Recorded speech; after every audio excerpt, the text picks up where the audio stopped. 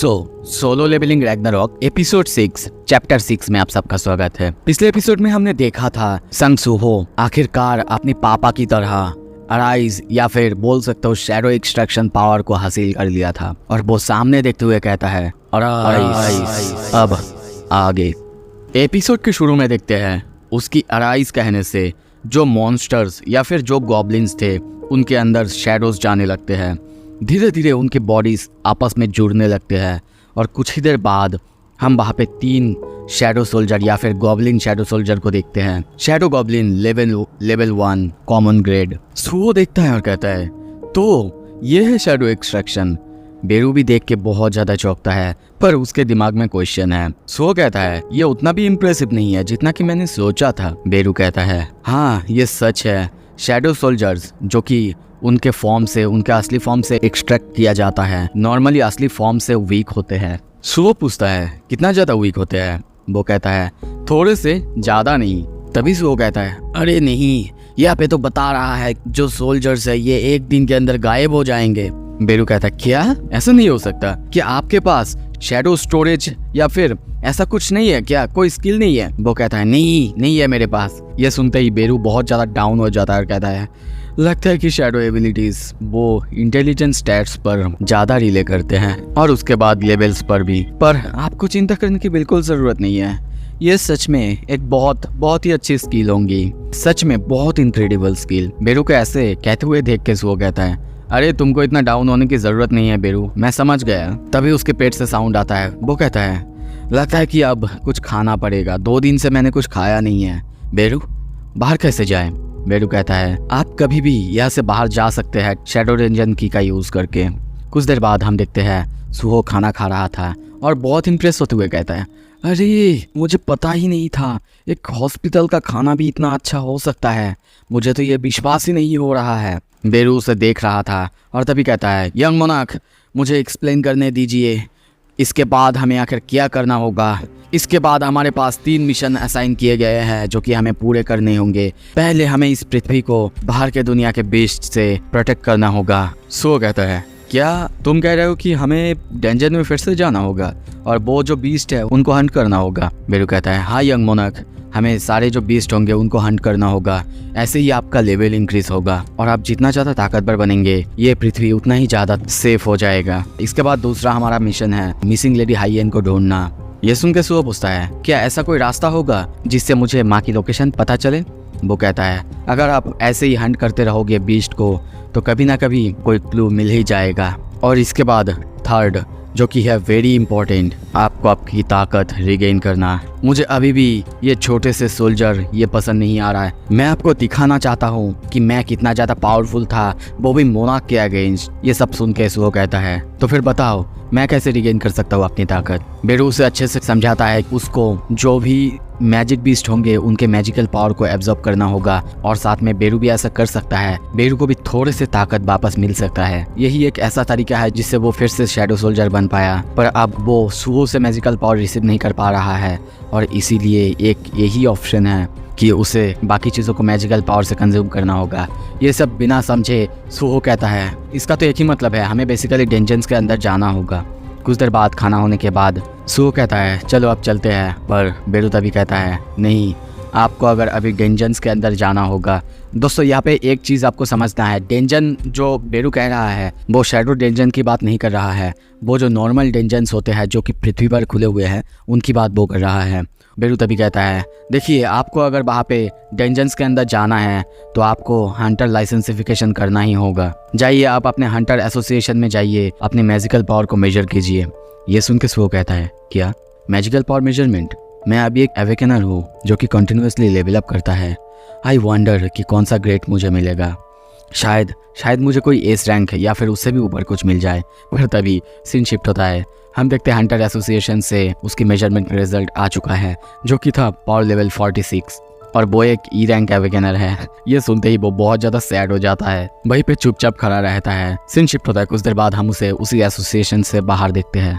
चल के आ रहा था, वो कुछ ज़्यादा ही दुखी था।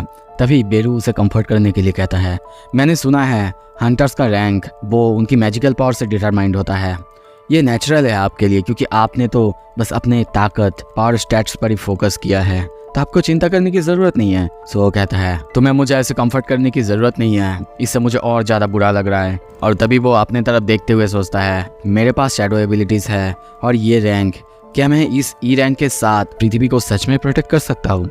बेरू कहता है यंग मोनार्क, आप तो लेवल अप कर सकते हैं ना। पर उसकी बात सुन के भी सुहो कहता है मैंने सुना था ई रैंक और एफ रैंक, मतलब यहाँ पे ई रैंक से भी कमजोर होते हैं, इन लोगों को कभी भी एक्सपेडिशन में लिया जाता है, यहाँ तक कि डेंजर में एंटर करना भी इनके लिए बहुत ज़्यादा प्रॉब्लम्स होते हैं। और तभी उससे कुछ क्लिक होता है। वो कहता है एक रास्ता हो सकता है जिससे मैं डेंजर में या फिर रेड्स में जा सकता हूँ। डेंजर रेड्स में 3 तरह के काम होते हैं। एक होता है एसएल टीम या फिर अटैक टीम, जो कि डेंजर में जितने भी सारे बीस्ट होते हैं उन पर अटैक करते हैं। दूसरा होता है रिकवरी टीम, जो वो एसएल टीम मार चुके हैं उनके जो कॉर्प्स होते हैं और बाकी कीमती चीज़ें वो कलेक्ट करते हैं। और इसके बाद आता है द माइनिंग टीम, जो कि बाह के अंदर जो भी रिसोर्सेस होते हैं वो एक्सट्रैक्ट करते हैं। इन्हीं रिकवरी टीम और माइनिंग टीम होते हैं, इनके अंदर कोई भी ई रैंक हंटर्स जा सकता है और काम कर सकता है। अगर दूसरे शब्दों में बोलूँ तो एक ई रैंक हंटर भी डेंजर में जा सकता है। तभी सीन शिफ्ट होता है। कुछ देर बाद हम डेंजर के अंदर देखते हैं माइनिंग टीम का काम चल रहा है। तभी कुछ देर बाद सुहो को देखते हैं। वो कहता है थैंक्स फॉर द इंट्रोडक्शन, मैं अभी अभी अवेकन हुआ हूँ और आप ही एक अवेकनर हो जैसे कि मैं जानता हूँ। तभी उसके सामने हम वही इंस्ट्रक्टर को देखते हैं जो कि उसके आर्ट यूनिवर्सिटी में था। वो उसे देखता रहता है। सुहो काम करते करते कहने लगता है आई एम ग्लैड कि मेरे साथ एक अवेकनर है जो कि सीनियर है, और आपको बहुत बहुत शुक्रिया, आपकी वजह से मुझे ऐसे डेंजर में काम करने का मौका मिल रहा है। पर तभी लिम डॉक्यून कहता है सुहो आई एम सो सॉरी, जो भी यूनिवर्सिटी में हुआ था मेरे पास ताकत नहीं था, मैं क्या करता, मैं बहुत ज़्यादा कमज़ोर था और तब मैं नया अवेकनर था और मुझे बहुत ज़्यादा डर लग रहा था, इसीलिए मैं भाग गया था। आई एम सो सॉरी, मुझे माफ़ कर दो, प्लीज़ माफ़ कर दो। सुहो कहता है प्लीज़ अपने सर को उठाइए सर, आपको ऐसा करने की ज़रूरत नहीं है, आप भी मेरी तरह ही एक ई रैंक अवेकनर हो। और वैसे भी हंटर एसोसिएशन एडवाइस करते हैं कोई ई रैंक अवेकनर के सामने अगर कोई भी बीस्ट आता है तो उनसे लड़े बिना उनको भागना चाहिए। आप तो बस इंस्ट्रक्शन फॉलो कर रहे थे, जो भी गाइडलाइंस दिया गया था, है ना। वो उसकी तरफ देखता है और उसे देखते हुए कहता है क्या तुम भी एक ई रैंक अवेकनर हो? सुहो कहता है हाँ, मेरी मैजिकल पावर लेवल वो 46 है, ये अब तक की सबसे ज़्यादा लोएस्ट है। डॉक्यून कहता है क्या मेरे पावर्स तो तुमसे भी लो है? तभी वो ये सुन के सोचता है नहीं, ऐसा नहीं हो सकता, जब मैं वहाँ से भाग रहा था मैंने देखा था सुहो को लड़ते हुए, क्या मैंने गलत देखा था? सुहो की तरफ देखता है। सुहो काम करे जा रहा है और वो कहता है वेल, अगर एक ई रैंक एक बीस्ट के साथ फाइट करने के बाद भी वहाँ से बच के निकल पाया तो ये और इम्प्रेसिव होता। तभी बेरू उसके साइड में आता है और कहता है हाँ ठीक कहा तुमने, the monarch, the young monarch, वो इतना ज़्यादा एक्सेप्शनल है तो ज़रूर। उसे देखता है, दोनों एक दूसरे को देखते हैं और तभी डॉक्यून बहुत ज़्यादा डर जाता है और चिल्लाने लगता है एक बीस्ट। तभी सुहो उसे देखते हुए कहता है क्यों तुम अभी सडनली अपीयर हुए? बेरू कहता है द मोनार्क वो बहुत ज़्यादा कमज़ोर है, जैसे कि एक लार्वा, तो मुझे जो भी हो उनके पास रहना ही था और ये इंश्योर करना था कि वो सेफ है। डॉक्यून कहता है रुको, क्या तुम एक समनर हो?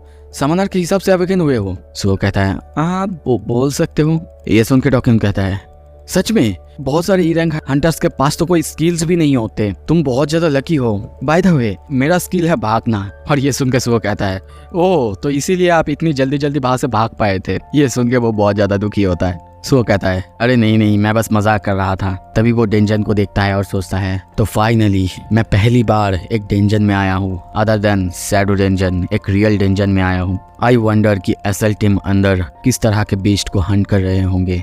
सीन शिफ्ट होता है। तभी हम वुल्फ बीस्ट या फिर लाइकन को देखते हैं, जो कि सोलो लेवलिंग में नाम था। उसको मारते हुए एक हंटर कहता है ये डेंजन ये पूरी तरह से एम्प्टी है।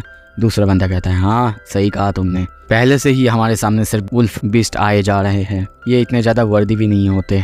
ये सुनकर और एक बंदा कहता है अरे अभी डिस्करेज मत हो, पता नहीं आगे जाके हमें और क्या मिलेगा, चलो अब डेंजन को खत्म तो करते हैं।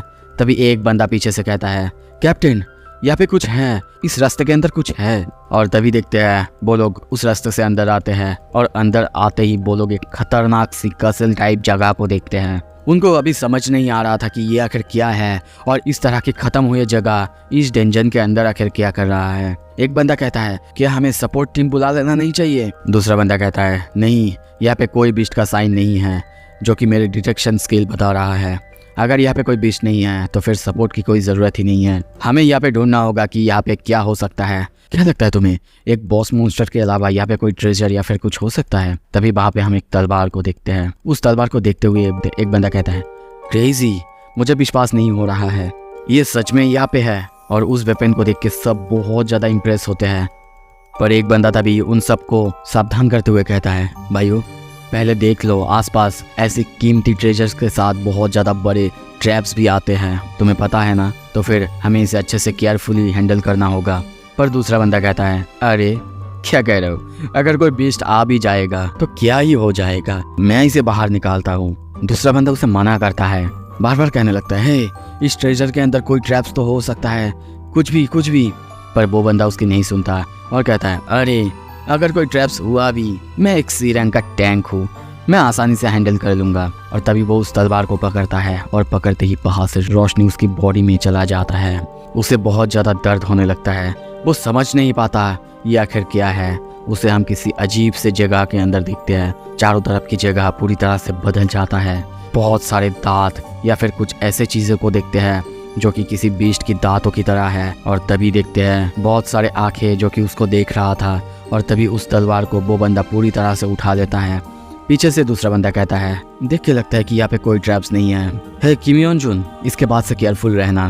पर वो कहता है हाउ डेयर यू, और ये कहते ही वो उस बंदे की गला पूरी तरह से काट देता है। उसकी रूप भी पूरी तरह से बदल चुका है, उसका दांत नुकीला हो चुका है। उसे ऐसे दूसरे हंटर को काटते हुए देख के बाकी सारे हंटर्स बहुत ज़्यादा डर जाते हैं। और तभी वो बंदा कहता है किसने हिम्मत की फैंग मोनाक के स्वॉर्ड को ऐसे हाथ लगाने की। ओ भाई, फैंग मोनाक आपको याद तो होगा, ये वही मोनाक है जिसको कि जिन्हों ने बहुत बुरी तरह से मारा था। सो अब ये बंदा वापस आ चुका है। अगला एपिसोड और ज़्यादा इंटरेस्टिंग होगा। अगर आपको देखना है यार सब्सक्राइब कर लो। Thank you so much video देखने के लिए। वीडियो अच्छा लगे लाइक करो, शेयर करो एंड कमेंट करके आपका ओपिनियन बताओ।